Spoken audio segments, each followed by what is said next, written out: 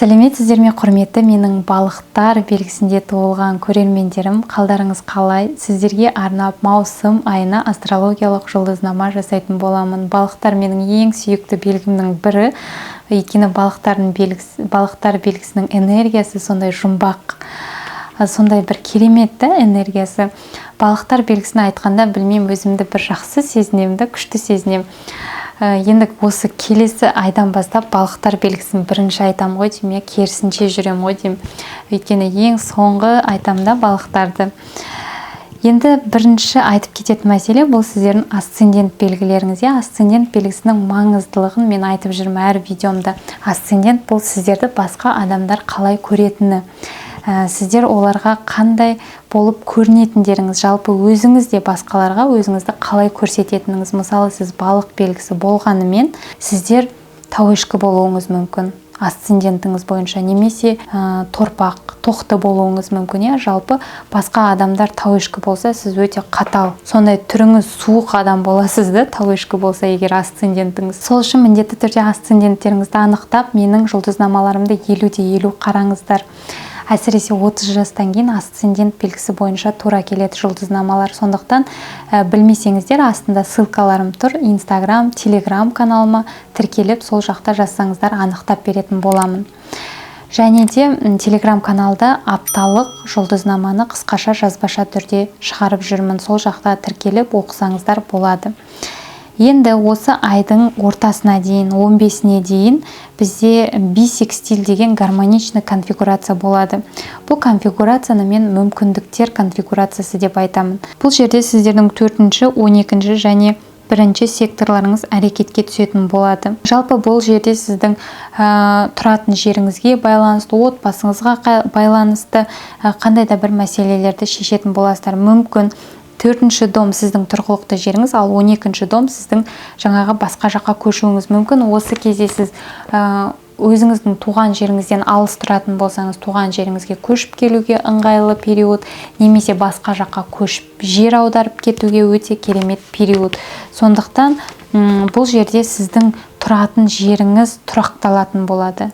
Яғни қай жерде тұрасыз, қай жерде тұрғыңыз келеді, сіз өзіңіз нені қалайсыз. 1-ші сектор бұл сіздің қалауыңыз, бұл сіздің маңыздылығыңыз, сізге жауап береді. Сондықтан өзіңіз қандай жерде тұрғыңыз келеді, сіз Алматыда тұрғыңыз келе ма, сіз шетелде тұрғыңыз келе ма, сіз мысалы ыстық жақта тұрғыңыз келе ма, суық жақта тұрғыңыз келе ма, бұл сіздің қалауыңыз. Яғни сіздің тұрғылықты жеріңізді ауыстыру үшін, тұрақтандыру үшін өте қолайлы период.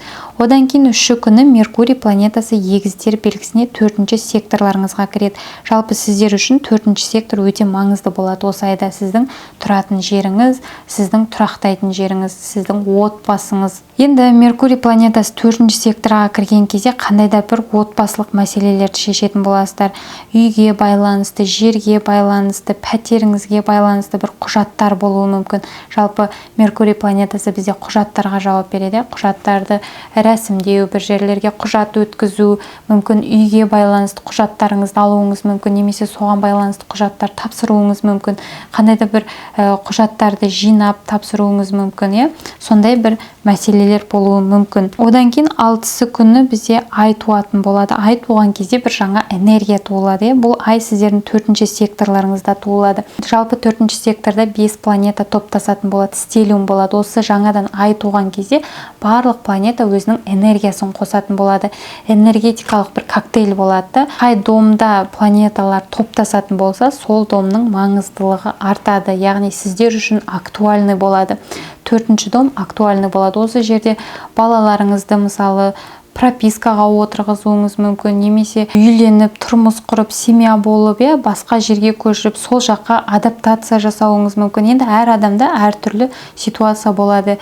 Отбасы құруына байланысты, көшуіне байланысты, үйіне байланысты, жер мәселесіне байланысты, жаңа пәтер мәселесіне байланысты, немесе басқа пәтерге көшу деген сияқты мәселелер болуы мүмкін. Одан кейін 1 мен 18 аралығында күн планетасы мен Сатурн планетасының арасында напряженный квадрат деген аспект болады. Бұл жерде сіздің жеке басыңыз, бірінші сектор, ал төртінші дом бұл сіздің отбасыңыз. Осы жерде отбасыңызбен сіздің араңызда қандай да бір напряженный ситуациялар болуы мүмкін, бір нәрсені келісе алмауыңыз мүмкін. Отбасы мүшелері басқаша ойлайса, сіз мүлдем басқаша ойлауыңыз мүмкін. Немесе басқа пәтерге көшсеңіз, сіз 3 бөлмелі пәтерге көшуіңіз мүмкін, отбасыңыз 4 бөлмелі пәтерге көш.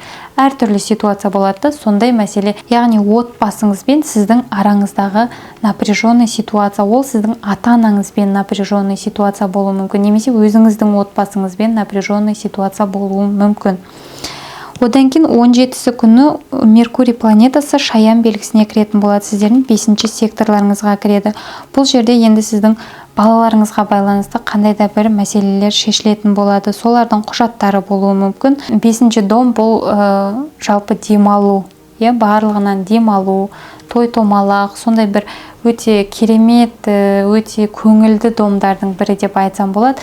Осы кезде бойдақ адамдар сондай бір көп сөйлесуі мүмкін, өзіне жаңағыдай бір жұп табуы мүмкін, көп сөйлесуіңіз мүмкін, сондай бір жаңадан танысқан адам болуы мүмкін, романтикалық партнеріңіз, немесе балаларыңызбен көп беседа, жаңағы сөйлесулер болуы мүмкін.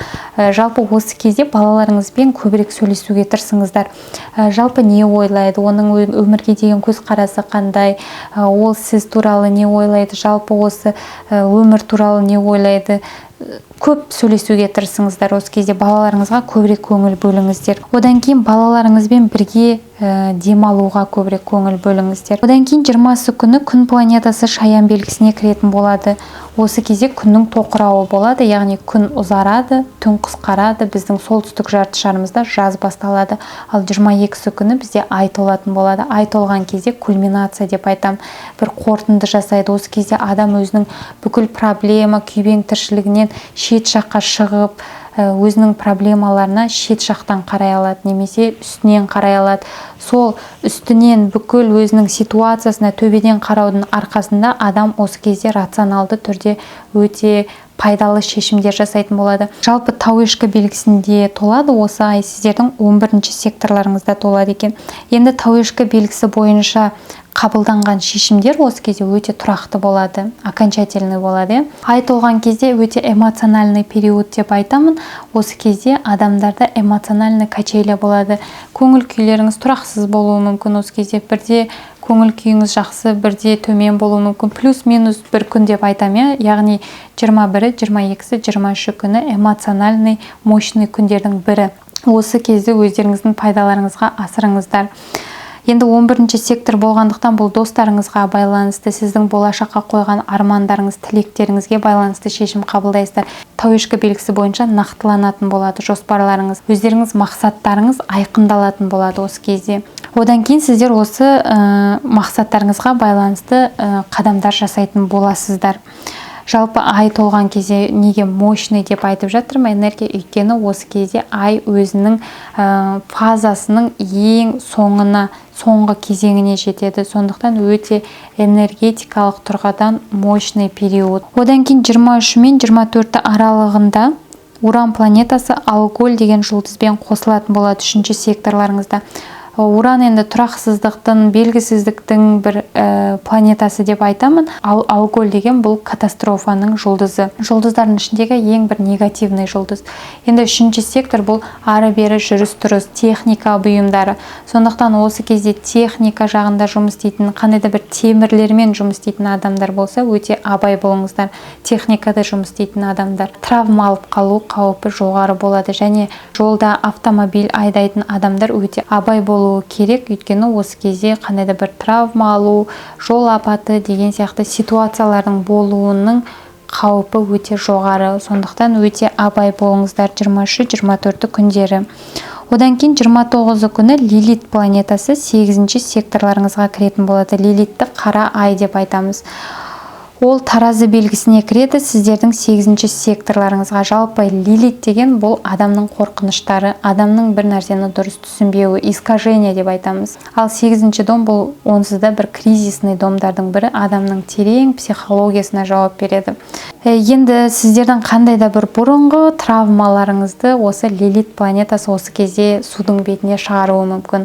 Бұрынғы ұмытылып кеткен, жаңағы түп санаңыздың түбінде қалған бір травмаларыңыз, балалық кездегі травмалар, сондай нәрселер сіздің қорқыныштарыңыз қайтып келуі мүмкін. Яғни қандай да бір ситуацияларда сондай қорқыныш пайда болуы мүмкін. Бұл сіздің партнеріңізға байланысты қорқыныштар болуы мүмкін. Одан кейін бұл жерде таразы белгісі болғандықтан партнеріңізбен қандай да бір соның ақшасы, соның доходы, соның кіріс шығысына байланысты проблемалар болса, міндетті түрде өзіңіз қалағандай түсініп алып, ренжіп жүрудің қажеті жоқ. Егер сіздің партнеріңізде қандай да бір проблемалар болса, оны бірге сөйлесіп, компромиспен шешуге тырысыңыздар. Оның ойын түсініп алуға тырысыңыздар. Осы кезде сен осылай жасап жатсың, неге бұлай деп ішіңізге салып алып, ренжіп жүрудің қажеті жоқ. Қандай да бір бұрын екеуіңіздің араңызда қандай да бір проблемалар болған болса, ақша мәселесінде бұрын қарыздарыңыз болса, мысалы, сондай мәселелер болған болса, сол мәселелер қайталанып жатса, қазір оны дұрыс шешуге тырысыңыздар. Яғни түсініспеушіліктердің барлығын тарқатып алуға тырысыңыздар.